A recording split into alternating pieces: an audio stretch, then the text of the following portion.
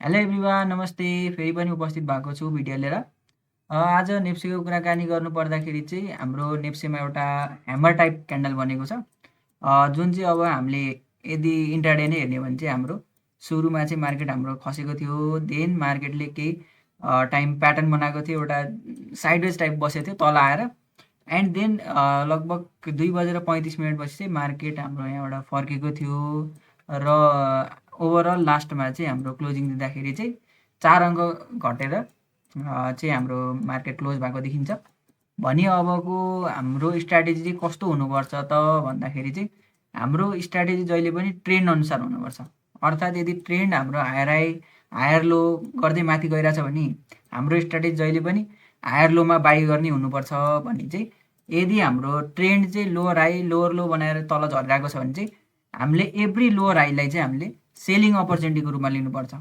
So यहाँनिर चाहिँ हाम्रो अब हाम्रो स्ट्रक्चर पनि हिजो हामीले कुरा गरिसकेका थियौँ। स्ट्रक्चरमा हेर्ने हो भने पनि हाम्रो लगभग यो हाम्रो एफपिजी भनौँ या फिर ओबीभन्दा तलको एफपिजी यो एरियाबाट चाहिँ सेलिङ आएको थियो, जुन चाहिँ मैले मेरो एनालाइसिसमा चाहिँ तल आउला भन्ने थियो भने आएको पनि हो। बट लास्टमा चाहिँ हाम्रो न्युजको कारणले चाहिँ अलिकति फर्केको छ भने अब न्युजले इम्प्याक्ट त हाम्रो मार्केटलाई गरि नै हाल्छ।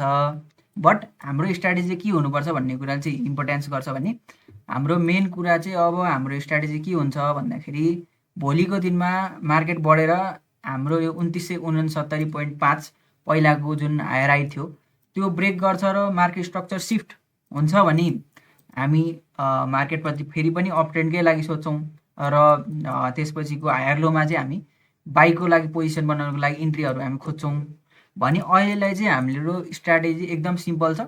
सिम्पल भनेको हिजो अस्ति जस्तै यहाँबाट हामीले सेलिङ गरेको थियौँ भने यदि भोलिको दिनमा नि फर्किन्छ भने चाहिँ हाम्रो सेलिङको लागि चाहिँ अपर्च्युनिटी हुन्छ। त्यति नै हो है त। सो केही चेन्ज छैन, हिजोकै कुरा छ। यति भन्दै आजको भिडियोबाट चाहिँ म बिदा हुन चाहन्छु। अनि हजुरहरूको केही कमेन्ट केही ओपिनियनहरू केही भन्न मन छ भने कमेन्टमा भन्न सक्नुहुन्छ भन्दै थ्याङ्क यू टु अल। आजको भिडियो चाहिँ यतिमै इन्ड गर्न चाहन्छु है त।